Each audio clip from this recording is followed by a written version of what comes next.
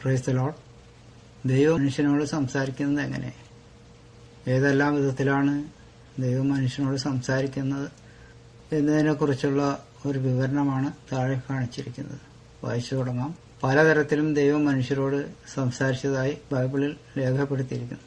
ശബ്ദത്തിൽ കൂടിയും, ദർശനത്തിൽ കൂടിയും, ദൈവിക ദൂതന്മാരിൽ കൂടിയും, സ്വപ്നത്തിൽ കൂടിയും, പ്രവാചകന്മാരിൽ കൂടിയും, മൃഗങ്ങളിൽ കൂടിയും, അടയാളങ്ങളിൽ കൂടിയും, ബൈബിളിൽ കൂടിയും ദൈവം മനുഷ്യരോട് സംസാരിച്ചിട്ടുണ്ട്. ഇതിനുള്ള തെളിവായി വചനങ്ങൾ താഴെ കൊടുക്കുന്നു. ദൈവത്തെ യേശുക്രിസ്തു ഒഴികെ ഒരു മനുഷ്യനും ഒരു നാളും കണ്ടിട്ടില്ല. യോഹന്നാൻ 18 അത് പറഞ്ഞിരിക്കുന്നത്. അതായത് ദൈവം നേരിട്ട് സംസാരിച്ചിട്ടില്ല എന്നർത്ഥം. ദൈവത്തെ നേരിൽ കാണുന്നവർ മരിച്ചു പോകും എന്നാണ് വചനത്തിൽ എഴുതിയിരിക്കുന്നത്. യോഹന്നാൻ 18 വായിക്കാം. ദൈവത്തെ ആരും, അതായത് ഒരു മനുഷ്യരും ഒരു നാളും കണ്ടിട്ടില്ല. പിതാവിന്റെ മടിയിലിരിക്കുന്ന ഏകജാതനായ പുത്രൻ അവനെ വെളിപ്പെടുത്തിയിരിക്കുന്നു. ഇതിനടുത്ത് വായിക്കാം. ദൈവം മനുഷ്യനോട് സംസാരിച്ചാൽ സംശയിക്കരുത്. സംശയിച്ചാൽ അപകടമാണ്. 1 രാജാക്കന്മാർ 13 1 മുതൽ 24 വാക്യങ്ങളിൽ ഇതേക്കുറിച്ച് പറഞ്ഞിരിക്കുന്നു. അത് നോക്കാം. 1 രാജാക്കന്മാർ 13 1 തൊട്ട് 24 വരെ. യൊരോബയാം ധൂപം കാട്ടുവാൻ പീഠത്തിനരികെ നിൽക്കുമ്പോൾ തന്നെ ഒരു ദൈവപുരുഷൻ യഹോവയുടെ കൽപ്പനയാൽ യഹൂദയിൽ നിന്ന് ബേഥേലിലേക്ക് വന്നു. അവൻ യഹോവയുടെ കൽപ്പനയാൽ യാഗപീഠത്തോട്, യാഗപീഠമേ, യഹോവ ഇപ്രകാരം അരുളിച്ചെയ്യുന്നു, ദാവീദ് ഗൃഹത്തിന് യോശിയാവ് എന്നു പേരുള്ളൊരു മകൻ ജനിക്കും. അവൻ നിന്റെ മേൽ ധൂപം കാട്ടുന്ന പൂജാഗിരി പുരോഹിതന്മാരെ നിന്റെ മേൽ വെച്ച് അറുക്കുകയും മനുഷ്യാസ്ഥികളെ നിന്റെ മേൽ ചുട്ടുകളയുകയും ചെയ്യും എന്ന് വിളിച്ചു പറഞ്ഞു. അവൻ അന്ന് ഒരു അടയാളവും കൊടുത്തു. ഇതാ, ഈ യാഗപീഠം പിളർന്ന് അതിന്മേലുള്ള ചാരം തൂക്കിപ്പോകും. ഇത് യഹോവ കൽപ്പിച്ച അടയാളം എന്ന് പറഞ്ഞു. ദൈവപുരുഷൻ ബേഥേലിലെ യാഗപീഠത്തിന് വിരോധമായി വിളിച്ചു പറഞ്ഞ വചനം യൊരോബയാം രാജാവ് കേട്ടപ്പോൾ അവൻ യാഗപീഠത്തിങ്കിൽ നിന്ന് കൈനീട്ടി അവനെ പിടിപ്പിനെന്ന് കൽപ്പിച്ചു. എങ്കിലും അവന്റെ നേരെ നീട്ടിയ കൈ വരണ്ടു പോയിട്ട് തിരികെ മടക്കുവാൻ കഴിവില്ലാതെയായി. ദൈവപുരുഷൻ യഹോവയുടെ കൽപ്പനയാൽ കൊടുത്തിരുന്ന അടയാളപ്രകാരം യാഗപീഠം പിളർന്നു ചാരം യാഗപീഠത്തിൽ നിന്ന് തൂകിപ്പോയി. രാജാവ് ദൈവപുരുഷനോട്, നീ നിന്റെ ദൈവമായ യഹോവയോട് കൃപയ്ക്കായി അപേക്ഷിച്ചു. എന്റെ കൈ മടങ്ങുവാൻ തക്കവണ്ണം എനിക്ക് വേണ്ടി പ്രാർത്ഥിക്കണമെന്ന് പറഞ്ഞു. ദൈവപുരുഷൻ യഹോവയോട് അപേക്ഷിച്ചു. എന്നാൽ രാജാവിന്റെ കൈ മടങ്ങി മുമ്പിലത്തെ പോലെയായി. രാജാവ് ദൈവപുരുഷനോട്, നീ എന്നോട് കൂടെ അരമനയിൽ വന്ന് അല്പം ആശ്വസിച്ചു കൊള്ളുക, ഞാൻ നിനക്കൊരു സമ്മാനം തരുമെന്ന് പറഞ്ഞു. ദൈവപുരുഷൻ രാജാവിനോട്, നിന്റെ അരമനയിൽ പകുതി തന്നാലും ഞാൻ നിന്നോടുകൂടെ വരികയില്ല. ഈ സ്ഥലത്ത് വെച്ച് ഞാൻ അപ്പം തിന്നുകയില്ല, വെള്ളം കുടിക്കുകയുമില്ല. നീ അപ്പം തിന്നരുത്, വെള്ളം കുടിക്കരുത്, പോയ വഴിയായി മടങ്ങി വരികയും അരുത് എന്ന് യഹോവ അരുളപ്പാടായി എന്നോട് കൽപ്പിച്ചിരിക്കുന്നു എന്ന് പറഞ്ഞു. അങ്ങനെ അവൻ ബേഥേലിലേക്ക് വന്ന വഴിയായി മടങ്ങാതെ മറ്റൊരു വഴിയായി പോയി. ബേഥേലിൽ വൃദ്ധനായൊരു പ്രവാചകൻ പാർത്തിരുന്നു. അവന്റെ പുത്രന്മാർ വന്ന് ദൈവപുരുഷൻ ബേഥേലിൽ ചെയ്ത കാര്യമൊക്കെ അവനോട് പറഞ്ഞു. അവൻ രാജാവിനോട് പറഞ്ഞ വാക്കുകളും അവർ തങ്ങളുടെ അപ്പനെ അറിയിച്ചു. അവരുടെ അപ്പൻ അവരോട്, അവൻ ഏത് വഴിയായി പോയെന്ന് ചോദിച്ചു. യഹൂദയിൽ നിന്ന് വന്ന് ദൈവപുരുഷൻ പോയ വഴി അവന്റെ പുത്രന്മാർ കണ്ടിരുന്നു. അവൻ തന്റെ പുത്രന്മാരോട് കഴുതയ്ക്ക് കോപ്പിട്ട് തരുവീൻ എന്ന് പറഞ്ഞു. അവർ കഴുതയ്ക്ക് കോപ്പിട്ട് കൊടുത്തു. അവൻ അതിന്റെ പുറത്ത് കയറി ദൈവപുരുഷന്റെ പിന്നാലെ ചെന്ന് അവൻ ഒരു കരുവേലകത്തിന് കീഴിൽ ഇരിക്കുന്നത് കണ്ടു. നീ യഹൂദയിൽ നിന്ന് വന്ന ദൈവപുരുഷനോ എന്ന് അവനോട് ചോദിച്ചു. അവൻ അതെ എന്ന് പറഞ്ഞു. അവൻ അവനോട്, നീ എന്നോടുകൂടെ വീട്ടിൽ വന്ന് ഭക്ഷണം കഴിക്കണം എന്ന് പറഞ്ഞു. അതിനവൻ, എനിക്ക് നിന്നോടുകൂടെ പോരുകയോ നിന്റെ വീട്ടിൽ കയറുകയോ ചെയ്തുകൂടാ. ഞാൻ ഈ സ്ഥലത്ത് വെച്ച് നിന്നോടുകൂടെ അപ്പം തിന്നുകയില്ല, വെള്ളം കുടിക്കുകയുമില്ല. നീ അവിടെ വെച്ച് അപ്പം തിന്നരുത്, വെള്ളം കുടിക്കരുത്, പോയ വഴിയായി മടങ്ങി വരികയരുത് എന്ന് യഹോവ അരുളപ്പാടായി എന്നോട് കൽപ്പിച്ചിരിക്കുന്നെന്ന് പറഞ്ഞു. അതിനവൻ, ഞാനും നിന്നെ പോലെ ഒരു പ്രവാചകനാകുന്നു. അപ്പം തിന്നുകയും വെള്ളം കുടിക്കുകയും ചെയ്യേണ്ടതിന് നീ അവനെ നിന്റെ വീട്ടിൽ കൂട്ടിക്കൊണ്ടുവരിക എന്നൊരു ദൂതൻ യഹോവയുടെ കൽപ്പനയാൽ എന്നോട് പറഞ്ഞിരിക്കുന്നു എന്ന് പറഞ്ഞു. അവൻ പറഞ്ഞത് ഭോഷ്കായിരുന്നു. അങ്ങനെ അവൻ അവനോടുകൂടെ ചെന്നു അവന്റെ വീട്ടിൽ വിളിച്ച് അല്പം തിന്നുകയും വെള്ളം കുടിക്കുകയും ചെയ്തു. അവൻ ഭക്ഷണത്തിരിക്കുമ്പോൾ അവനെ കൂട്ടിക്കൊണ്ടുവന്ന പ്രവാചകന് യഹോവയുടെ അരുളപ്പാടുണ്ടായി. അവർ യഹൂദയിൽ നിന്ന് വന്ന ദൈവപുരുഷനോട്, നീ യഹോവയുടെ വചനം മറുത്ത് നിന്റെ ദൈവമായ യഹോവ നിന്നോട് കൽപ്പിച്ച് കൽപ്പന പ്രമാണിക്കാതെ അപ്പം തിന്നുകയും വെള്ളം കുടിക്കുകയും ചെയ്യരുതെന്ന് അവൻ നിന്നോട് കൽപ്പിച്ച സ്ഥലത്ത് നീ മടങ്ങി വന്ന് അപ്പം തിന്നുകയും വെള്ളം കുടിക്കുകയും ചെയ്തുകൊണ്ട് നിന്റെ ശവം നിന്റെ പിതാക്കന്മാരെ കളറയിൽ വരികയില്ല എന്ന് യഹോവ അതിൽ ചെയ്യുന്നു എന്ന് വിളിച്ചു പറഞ്ഞു. അപ്പം തിന്നുകയും വെള്ളം കൊടുക്കുകയും ചെയ്ത ശേഷം അവൻ താൻ കൂട്ടിക്കൊണ്ടുവന്ന പ്രവാചകന് വേണ്ടി കഴുതയ്ക്ക് കോപ്പിട്ട് കൊടുത്തു. അവൻ പോകുമ്പോൾ വഴിയിൽ ഒരു സിംഹം അവനെ കണ്ടു, അവനെ കൊന്നു. അവന്റെ ശവം വഴിയിൽ കിടന്നു. കഴുത അതിന്റെ അരികെ നിന്നു, സിംഹവും ശവത്തിന്റെ അരികെ നിന്നു. ഇപ്പം ഇതിൽ നിന്ന് മനസ്സിലാവുന്നത് ഇതേ ഒരു വാക്ക് പറഞ്ഞാൽ അതൊരിക്കലും മാറ്റമില്ല. ആദ്യം പറഞ്ഞ ആ വാക്കാണ് കറക്റ്റ്. രണ്ടാമത് വേറെ ആൾ പറഞ്ഞെന്ന് പറഞ്ഞാൽ അത് എടുക്കാൻ പാടില്ല. അങ്ങനെ വന്നാൽ അത് അപകടമാണെന്നാണ് ഇവിടെ പറയുന്നത്. എന്നെ സംബന്ധിച്ചിടത്തോളം എനിക്ക് അങ്ങനെ തന്നെയുള്ള അനുഭവങ്ങൾ ഉണ്ടായിട്ടുണ്ട്. ഞാനൊരു സ്ഥലത്ത് ജോലിക്ക് പോകേണ്ടതിന് വേണ്ടിയിട്ട് ദൈവത്തോട് ഞാൻ ഒരു ആലോചന വെച്ചു. അപ്പോൾ ചോദിച്ചത് എന്താണെന്ന് വെച്ചാൽ ഞാൻ അവിടെ ചെല്ലാൻ വേണ്ടി അവിടെ ഒരു സ്ഥലം വാടകയ്ക്ക് കിട്ടണമല്ലോ. അതിനുവേണ്ടി ഞാൻ ചോദിക്കുന്ന ആൾ നോ പറയുകയാണെങ്കിൽ ഞാൻ പോകേണ്ടതില്ല എന്ന് ഞാൻ മനസ്സിലാക്കിക്കൊള്ളാം എന്ന് ദൈവത്തോട് പറഞ്ഞു. ഞാൻ വിളിച്ചു ചോദിച്ചപ്പോൾ ഉടനെ ആൾ നോ പറഞ്ഞു. അത് കഴിഞ്ഞിട്ട് കുറച്ച് കഴിയുമ്പോൾ പറഞ്ഞു വേറെ സ്ഥലത്ത് ഞാൻ അറേഞ്ച് ചെയ്യാമെന്ന് പറഞ്ഞു. അതാണ് ശരിയെന്ന് വിചാരിച്ച് ഞാൻ ചെന്നു. അവിടെ ചെന്നിട്ട് എനിക്ക് ഒരു ജോലിയും കിട്ടിയില്ല എന്ന് മാത്രമല്ല എനിക്ക് വലിയ നഷ്ടമുണ്ടായി. അത് പോകാൻ കാരണം എന്ന് വെച്ചാൽ 2 നല്ലവരായ ദൈവമക്കൾ എന്നോട് പറഞ്ഞു വന്നാൽ കുഴപ്പമില്ല, ജോലി കിട്ടാൻ സാധ്യതയുണ്ടെന്ന് പറഞ്ഞിട്ടാണ് അവിടെ ചെന്നത്. അതേസമയം ദൈവമകനല്ലാത്ത വേറൊരാൾ എന്നോട് പറഞ്ഞിരുന്നു ഇപ്പോൾ വന്നിട്ട് കാര്യമില്ല കേട്ടോ, ഇപ്പോൾ അവിടെ കാര്യങ്ങളെല്ലാം ഗുണമില്ലാത്ത രീതിയിലാണ് പോയിക്കൊണ്ടിരിക്കുന്നത്, ജോലി കിട്ടാൻ സാധ്യതയില്ല എന്ന് പറഞ്ഞു. പക്ഷെ അത് ഞാൻ എടുത്തില്ല. ഇവിടെ പറഞ്ഞ അതേ രീതിയിലാണ് ഇപ്പോഴും ദൈവം നമ്മളോട് സംസാരിക്കുകയും അടയാളങ്ങളാൽ നമ്മളോട് സംസാരിച്ചുകൊണ്ടിരിക്കുന്നത്. അതുകൊണ്ട് ദൈവത്തോട് നമ്മളൊരു അടയാളം ചോദിച്ചാൽ അത് ആദ്യം കിട്ടുന്ന അടയാളമാണ് കറക്റ്റ്. ഇപ്പോൾ ബൈബിള് തന്നെ തുറക്കുകയാണെങ്കിൽ ഒരു ആലോചനയ്ക്ക് വേണ്ടിയിട്ട് പ്രാർത്ഥിച്ച് തുറക്കുമ്പോൾ ആദ്യം കിട്ടുന്ന വചനം തന്നെ എടുക്കണം. പിന്നെ അതല്ല വേറെയാണെന്ന് വിചാരിക്കാൻ പറ്റില്ല, അത് തന്നെ എടുത്തുകൊള്ളണം.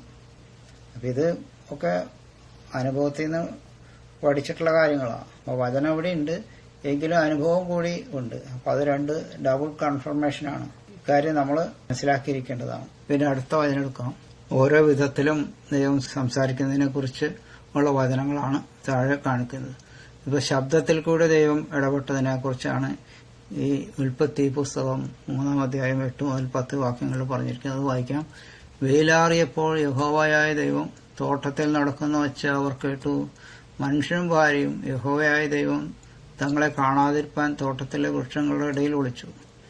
യഹോവയായ ദൈവം മനുഷ്യനെ വിളിച്ചു, നീ എവിടെയെന്ന് ചോദിച്ചു. തോട്ടത്തിൽ നിന്റെ ഒച്ച കേട്ടിട്ട് ഞാൻ നഗ്നനാകൊണ്ട് ഭയപ്പെട്ട് വിളിച്ചു എന്ന് അവൻ പറഞ്ഞു. അപ്പോൾ ശബ്ദം കേട്ടിട്ടാണ്, ശബ്ദത്തിൽ കൂടിയാണ് ദൈവത്തോട് സംസാരിക്കണേ എന്നാണ് യാദാമിനോട് സംസാരിച്ച ഈ വചനം നമ്മളോട് പറയുന്നത്. അപ്പോൾ ശബ്ദത്തിൽ കൂടെ ദൈവം സംസാരിക്കും. പിന്നെ ദർശനത്തിൽ കൂടെയാണ്. ഉൽപ്പത്തി 15:1. അതിന്റെ ശേഷം അബ്രാമിന് ദർശനത്തിൽ യഹോവയുടെ അരുളപ്പാടുണ്ടായത് എന്തെന്നാൽ, അബ്രാമേ ഭയപ്പെടേണ്ട, ഞാൻ നിന്റെ പരിചയം നിന്റെ അതിമഹത്തായ പ്രതിഫലമാകുന്നു. ദർശനം എന്ന് പറയുന്നത് സ്വപ്നമല്ല. ദർശനം എന്ന് പറയുന്നത് നമ്മൾ പകൽക്കിനാവ് എന്നൊക്കെ പറയുന്നില്ലേ, അതേമാതിരി ഒരു കാഴ്ച ഉറങ്ങാതിരിക്കുമ്പോൾ പകല് തന്നെ കാണിക്കുന്ന കാര്യമാണ് ഈ പറയുന്നത്. പിന്നെ അടുത്തത് ദൂതന്മാരിൽ കൂടെ സംസാരിച്ച കാര്യമാണ്. അതെന്താണ്? ഉൽപ്പത്തി 18:1-2. അനന്തരം യഹോവ മമ്രയുടെ തോപ്പിൽ വെച്ച് പ്രത്യക്ഷനായി. വെയിലുറച്ചപ്പോൾ അവൻ കൂടാരവാതിൽക്കൽ ഇരിക്കുകയായിരുന്നു. അവൻ തല നോക്കിയപ്പോൾ 3 പുരുഷന്മാർ തന്റെ നേരെ നിൽക്കുന്നത് കൊണ്ടു. അവരെ കണ്ടപ്പോൾ അവൻ കൂടാരവാതിൽക്കൽ നിന്ന് അവരെ എതിരേൽപ്പാൻ ഓടിച്ചെന്ന് നിലം വരെ കുനിഞ്ഞു. ഈ 3 പുരുഷന്മാരെ എന്ന് പറയുന്നത് 3 ദൂതന്മാരായിരുന്നു എന്നുള്ളതിന് അതിനുശേഷമുള്ള വചനങ്ങളെല്ലാം വായിച്ചു നോക്കുമ്പോൾ മനസ്സിലാവും. അതിപ്പോൾ ഞാൻ എടുക്കുന്നില്ല. ദൂതന്മാർ കൂടെ അബ്രഹാമിനോട് സംസാരിച്ചതാണ് ഈ വചനങ്ങളിൽ പറഞ്ഞിരിക്കുന്നത്. പിന്നെ അടുത്തത് സ്വപ്നത്തിൽ കൂടെ സംസാരിക്കുന്നതാണ്. ഉൽപ്പത്തി 37:5-8. യോസെഫ് ഒരു സ്വപ്നം കണ്ടു. അത് തന്റെ സഹോദരന്മാരോട് അറിയിച്ചതുകൊണ്ട് അവർ അവനെ പിന്നെയും അധികം പകച്ചു. അവൻ അവരോട് പറഞ്ഞത്, ഞാൻ കണ്ട സ്വപ്നം കേട്ടുകൊള്ളി. നാം വയലിൽ കറ്റ കെട്ടിക്കൊണ്ടിരുന്നു. അപ്പോൾ എന്റെ കറ്റ എഴുന്നേറ്റ് നിവർന്നു നിന്നു. ഞങ്ങളുടെ കറ്റകൾ ചുറ്റും നിന്ന് എന്റെ കറ്റയെ നമസ്കരിച്ചു. അവന്റെ സഹോദരന്മാർ അവനോട്, നീ ഞങ്ങളുടെ രാജാവാകുമോ? നീ ഞങ്ങളെ വാഴുമോ എന്ന് പറഞ്ഞു. അവന്റെ സ്വപ്നങ്ങൾ നിമിത്തവും അവന്റെ വാക്ക് നിമിത്തവും അവനെ പിന്നെയും അധികം ദ്വേഷിച്ചു. അപ്പോൾ സ്വപ്നത്തിൽ കൂടെ യോസഫിനോട് ദൈവം സംസാരിച്ച കാര്യമാണ് ഇവിടെ പറയുന്നത്. പിന്നെ സോളമനോട് സ്വപ്നത്തിൽ കൂടെ സംസാരിച്ചതാണ് അടുത്ത പറയുന്നത്. 1 രാജാക്കന്മാർ 3:5. ഗിബെയോനിൽ വെച്ച് യഹോവ രാത്രി ശലോമോന് സ്വപ്നത്തിൽ പ്രത്യക്ഷനായി. നിനക്ക് വേണ്ടുന്ന വരം ചോദിച്ചു കൊള്ളുക എന്ന് ദൈവം അരുളി ചെയ്തു. അതാണ് രണ്ടാമത്തെ ഒരു സ്വപ്നം. പിന്നെ പ്രവചനത്തിൽ കൂടെ ദൈവം സംസാരിച്ചതാണ്. 2 ശമൂവേൽ 12:1-9 വരെ. അനന്തരം യഹോവ നാഥാനെ ദാവീദിന്റെ അടുക്കൽ അയച്ചു. അവൻ അവന്റെ അടുക്കൽ ചെന്നു അവനോട് പറഞ്ഞു, ഒരു പട്ടണത്തിൽ 2 പുരുഷന്മാരുണ്ടായിരുന്നു. ഒരുത്തൻ ധനവാൻ, മറ്റവൻ ദരിദ്രൻ. ധനവാൻ ആടുമാടുകൾ അനവധി ഉണ്ടായിരുന്നു. ദരിദ്രനോ താൻ വിലയ്ക്ക് വാങ്ങി വളർത്തിയ ഒരു പെൺകുഞ്ഞാടല്ലാതെ ഒന്നും ഉണ്ടായിരുന്നു. അത് അവന്റെ അടുക്കലും അവന്റെ മക്കളുടെ അടുക്കലും വളർന്നു വന്നു. അത് അവൻ തിന്നുന്നതിൽ ഓഹരി തിന്നുകയും അവൻ കുടിക്കുന്നതിൽ ഓഹരി കുടിക്കുകയും അവന്റെ മടിയിൽ കിടക്കുകയും ചെയ്തു. അവൻ ഒരു മകളെപ്പോലെയുമായിരുന്നു. ധനവാന്റെ അടുക്കൽ ഒരു വഴിയാത്രക്കാരൻ വന്നു. തന്റെ അടുക്കൽ വന്ന വഴിപോക്കന് വേണ്ടി പാകം ചെയ്യുവാൻ സ്വന്തം ആടുമാടുകളിൽ ഒന്നിനെ എടുപ്പാൻ മനസ്സാകാതെ അവൻ ആ ദരിദ്രന്റെ കുഞ്ഞാടിനെ പിടിച്ചു തന്റെ അടുക്കൽ വന്ന ആൾക്ക് വേണ്ടി പാകം ചെയ്തു. അപ്പോൾ ദാവീദിന്റെ കോപം ആ മനുഷ്യന്റെ നേരെ ഏറ്റവും ജ്വലിച്ച് അവൻ നാഥാനോട്, യഹോവയാണ് ഇത് ചെയ്തവൻ മരണയോഗ്യൻ. അവന് കനുവില്ലാതെ കാര്യം പ്രവർത്തിച്ചുകൊണ്ട് ആ ആടിനു വേണ്ടി 4 ഇരട്ടി പകരം കൊടുക്കണം എന്ന് പറഞ്ഞു.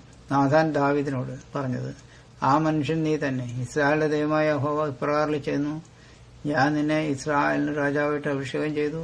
നിന്നെ ശൗലിന്റെ കയ്യിൽ നിന്ന് വിടുവിച്ചു. ഞാൻ നിനക്ക് നിന്റെ യജമാനന്റെ ഗൃഹത്തെയും നിന്റെ മാറുടത്തിലേക്ക് നിന്റെ യജമാനന്റെ ഭാര്യമാരെയും തന്നു. ഇസ്രായേൽ ഗൃഹത്തെയും യഹൂദ ഗൃഹത്തെയും നിനക്ക് തന്നു. പോരായെങ്കിൽ ഇന്നിന്നതും കൂടെ ഞാൻ തരുമായിരുന്നു. നീ യഹോവയുടെ കൽപ്പന നിരസിച്ച് അവന് അനിഷ്ടമായി ചെയ്തതെന്തിന്? ഹിത്തനായ ഉരിയാവെ വാൾ കൊണ്ട് വെട്ടി അവന്റെ ഭാര്യയെ നിനക്ക് ഭാര്യയായിട്ടെടുത്തു. അവനെ അമ്മന്യരുടെ വാൾ കൊണ്ട് കൊല്ലിച്ചു. അപ്പോൾ ദാവീദ് ചെയ്ത വലിയൊരു ക്രൈമാണ് ഇവിടെ പറയുന്നത്. ഈ ക്രൈം ചെയ്തപ്പോൾ ദാവീദ് തന്നെ പറയുന്നത്, അങ്ങനെ ചെയ്തിട്ടുണ്ടെങ്കിൽ 4 പകരം കൊടുക്കണം എന്നാണ് പറയുന്നത്. അത് തന്നെ 4 ഇരട്ടി കിട്ടി. ദാവീദിന്റെ 4 മക്കളും ദുർമരണം സംഭവിച്ചു. ദാവീദ് പറഞ്ഞ അതേ രീതിയിൽ തന്നെ ശിക്ഷ ദാവീദിന് കിട്ടി. പിന്നെ അനവധി കഷ്ടങ്ങളും രോഗങ്ങളും ദാവീദിനുണ്ടായി. പിന്നെ അടുത്തതെടുക്കാം. പിന്നെ മൃഗങ്ങളിൽ കൂടെ സംസാരിച്ചതാണ്. സംഖ്യാപുസ്തകം 22, 27-31 വാക്യത്തിലാണ് അത് എഴുതിയിരിക്കുന്നത്. യഹോവയുടെ ദൂതനെ കണ്ടപ്പോൾ കഴുത ബിലയാമിന്റെ കീഴെ കിടന്നു കളഞ്ഞു. ബിലയാമിന്റെ കോപം ജ്വലിച്ചു. അവൻ കഴുതയെ വടി കൊണ്ടടിച്ചു. അപ്പോൾ യഹോവ കഴുതയുടെ വായി തുറന്നു. അത് ബിലയാമിനോട്, നീ എന്നെ ഈ 3 പ്രാവശ്യം അടിപ്പാൻ ഞാൻ നിന്നോട് എന്ത് ചെയ്തു എന്ന് ചോദിച്ചു. ബിലയാം കഴുതയോട്, നീ എന്നെ കളിയാക്കിയത് കൊണ്ടത്രേ. എന്റെ കയ്യിൽ ഒരു വാളുണ്ടായിരുന്നെങ്കിൽ ഞാൻ ഇപ്പോൾ തന്നെ നിന്നെ കൊന്നുകളയുമായിരുന്നു എന്ന് പറഞ്ഞു. കഴുത ബിലയാമിനോട്, ഞാൻ നിന്റെ കഴുതയല്ലയോ? ഇക്കാലമൊക്കെയും എന്റെ പുറത്തല്ലയോ നീ കയറി നടന്നത്? ഞാൻ എപ്പോഴെങ്കിലും ഇങ്ങനെ നിന്നോട് കാണിച്ചിട്ടുണ്ടോ എന്ന് ചോദിച്ചു. ഇല്ല എന്ന് അവൻ പറഞ്ഞു. അപ്പോൾ യഹോവ ബിലയാമിന്റെ കണ്ണു തുറന്നു. യഹോവയുടെ ദൂതൻ വാളൂരി പിടിച്ചുകൊണ്ട് നിൽക്കുന്നത് കണ്ടു. സാഷ്ടാംഗം വീണ് നമസ്കരിച്ചു.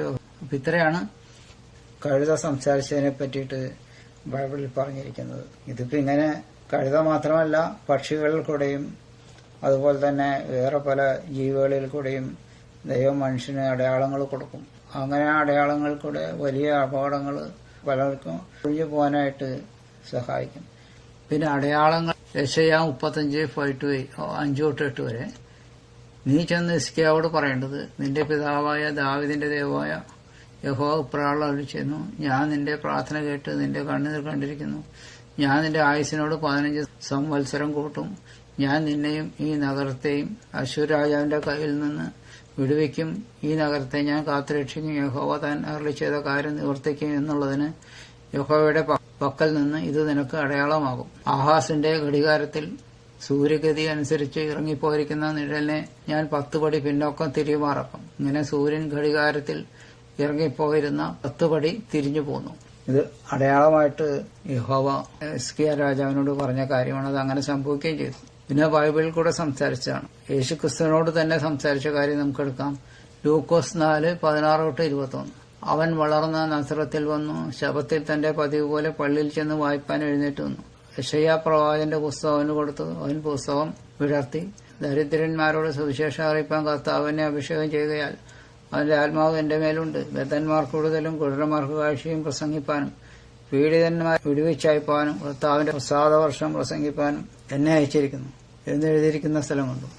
പിന്നെ അവൻ പുസ്തകം മടക്കി ശുശ്രൂഷക്കാരന് തിരികെ കൊടുത്തിട്ട് ഇരുന്നു. പള്ളിയിലുള്ള എല്ലാവരുടെയും കണ്ണും അവങ്കിൽ പതിഞ്ഞിരുന്നു. അവൻ അവരോട്, ഇന്ന് നിങ്ങൾ എന്റെ വചനം കേൾക്കയിൽ ഈ തിരുവെഴുത്തിന് നിവൃത്തി വന്നിരിക്കുന്നു എന്ന് പറഞ്ഞു തുടങ്ങി. അതായത് ആ പ്രാർത്ഥിച്ചെടുത്ത വചനം യേശുക്രിസ്തുവിനെ കുറിച്ച് തന്നെയാണ് എന്നുള്ളതാണ് ഇവിടെ പറയുന്നത്. നമ്മുടെ ആവശ്യം ദൈവസന്നിധിയിൽ ഉണർത്തിച്ചുകൊണ്ട് വചനം ഇതുപോലെ തന്നെ എടുക്കുകയാണെങ്കിൽ നമ്മളോട് ദൈവം സംസാരിക്കും. ആ വചനം എടുക്കുമ്പോൾ നമ്മൾ പിന്നെ അതല്ല അത് വേറെയാണെന്ന് വിചാരിക്കാൻ പാടില്ല. അത് തന്നെയായിരിക്കും നമ്മളോട് സംസാരിക്കുക. അത് മാറ്റിയെടുക്കേണ്ട കാര്യമില്ല. ദൈവം ഒരു വാക്ക് പറയുകയാണെങ്കിൽ അത് മാറ്റിപ്പറയില്ല. ദൈവം ഒരിക്കലും മാറ്റിപ്പറയില്ല. അതല്ല നമ്മൾ വിചാരിച്ച് വേറെ എടുത്താൽ നമുക്ക് തെറ്റുപറ്റും. അതുകൊണ്ട് നമുക്ക് ദോഷങ്ങൾ വരികയും ചെയ്യും. അതുകൊണ്ട് ദൈവത്തോട് നമ്മൾ ഇടപെടുമ്പോൾ വളരെ സൂക്ഷിച്ച് വേണം ഇടപെടാൻ. ദൈവം മനുഷ്യനല്ല. മനുഷ്യനാണെങ്കിൽ 1000 തവണ മാറ്റിപ്പറയും.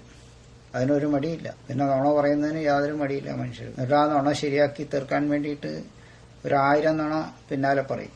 ലോക മനുഷ്യരങ്ങനെ ഇഷ്ടം പോലെ നുണ പറഞ്ഞാലേ മനസ്സിന് രക്ഷയുള്ളൂ എന്ന് വിചാരിച്ചുകൊണ്ടിരിക്കുന്നത്. പക്ഷെ ദൈവമക്കളാണെന്ന് പറയുന്നവർ അത് തന്നെയല്ലേ ചെയ്യുന്നത്. എത്ര പേര് സത്യം പറയുന്നുണ്ട്?